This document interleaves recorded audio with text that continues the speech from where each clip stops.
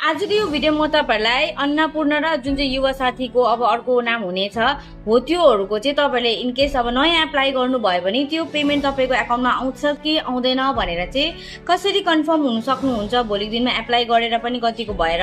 verify भएर आएन भने भनेर चाहिँ कसरी चेक गर्न सक्नुहुन्छ भनेर यो भिडियोमा म तपाईहरुलाई देखाउने छु स्टेप बाइ स्टेप एकदम स्किप नगरिकन हेर्नुस् होला है नभए चाहिँ बुझ्नु हुँदैन है फेरि फलो गर्नु भएको छैन भने पहिला फलो गरिहाल्नुस् है नभए चाहिँ यस्तो इन्फर्मेटिभ भिडियो तपाईले टाइममै पाउनु हुँदैन एक हप्ता बाद एक महिना बाद पाउनुहुन्छ नि फेरि है फलो गरेर राख्नुस् त्यसको लागि र अब पहिला स्टेप हेरिहाल्नु है कि तपाईको है के इम्पोर्टेन्ट छ भन्दाखेरि के ठीक हुनुपर्छ अन्त मात्रै तपाईको एकाउन्टमा पैसा पस्ने छ भन्दाखेरि चाहिँ पहिला तपाईहरु गुगलमा जानुहोस् अब यहाँनिर तपाईले सर्च गर्नुहोस् एनपीसीआई सर्च गर्नुभयो भने यहाँनिर हेर्न सक्नुहुन्छ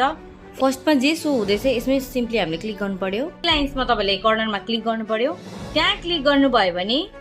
यस्तो ड्याशबोर्ड सो हुन्छ अब यहाँ हेर्न सक्नुहुन्छ एउटा यहाँ कस्टमरको अप्सन छ है सिम्पली यहाँ कस्टमरमा क्लिक गर्नु पर्यो त्यसपछि अब यहाँ हेर्न सक्नुहुन्छ भारत आधार सिडिङ भन्ने एउटा अप्सन छ सिम्पल त्यहाँ क्लिक गर्नु त्यहाँ थुप्रैवटा अप्सन छ तर हामीलाई भारत आधार सिडिङमै क्लिक गर्नुपर्छ त्यसपछि यहाँ क्लिक गर्नु भयो भने अब फेरि यस्तो ड्याशबोर्ड तपाईहरुको छेउमा सो हुन्छ अब यहाँ सो भयो भने तपाईहरुको त्यहाँ धेरैवटा अप्सन छ है आधार म्याप स्ट्याटस चेकमा तपाईले सिम्पली क्लिक गर्नुपर्छ अरुमा केही क्लिक गर्नु भएन पहिला त्यहाँ क्लिक गर्नुहोस् त्यसपछि यस्तो ड्याशबोर्ड सो हुन्छ अब यहाँ तपाईहरुको आधार नम्बर एन्टर गर्नु पर्यो त्यसपछि यहाँनिर जुन चाहिँ क्याप्चा छ त्यो क्याप्चा यहाँ एन्टर गर्नुहोस् त्यसमा क्लिक गर्नुभयो भने तपाईको आधार कार्डमा जुन चाहिँ नम्बर लिंक छ त्यसमा तपाईको एउटा ओटीपी आउँछ त्यो ओटीपी चाहिँ तपाईले यहाँ फिल गर्नुपर्छ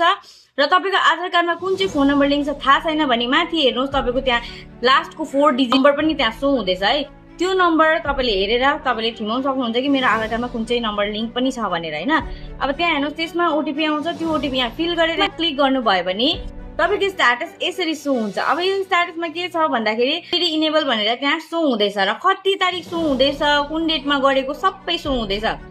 हो यसरी चाहिँ मेक श्योर तपाईले कम्प्लिट चेक गरिहाल्नुहोस् कि आउँदो दिनमा तपाईले प्रोसेस गर्नु भएको छ भने तपाईको पेमेन्ट आउँछ कि आउँदैन भनेर यसरी कन्फर्म भइहाल्नुहुन्छ है र धेरै मान्छेको बैंक एकाउन्टमा केवाइसी भएको हुँदैन केवाइसी पनि कम्प्लिट गरेर राख्नुहोस् प्लस यो डीबीडी लिंक गरेर राख्नुहोस् र जसको नाम मिसम्याच छ उहाँहरूले अहिले नै करेक्सन गरेर राख्नुहोस् है न बादमा फेरि भ्यालिडेसन एरर आउँछ जसरी लक्ष्मी भण्डारमा प्रब्लम भएको थियो तपाईहरुलाई धेरै मान्छेहरुको एररले गर्दा प्रब्लम भएर आउनु सकेको थिएन पेमेन्ट है र तपाईले भट्टाभटी छिटो तपाईहरु पहिला गएर त्यो अपडेट गरिहाल्नुहोस् केवाइसी अपडेट गरिहाल्नुहोस् त्यसपछि डीबीडी चेक गर्दा हुन्छ है डीबीडी भएको छैन भने तपाईहरुको त्यो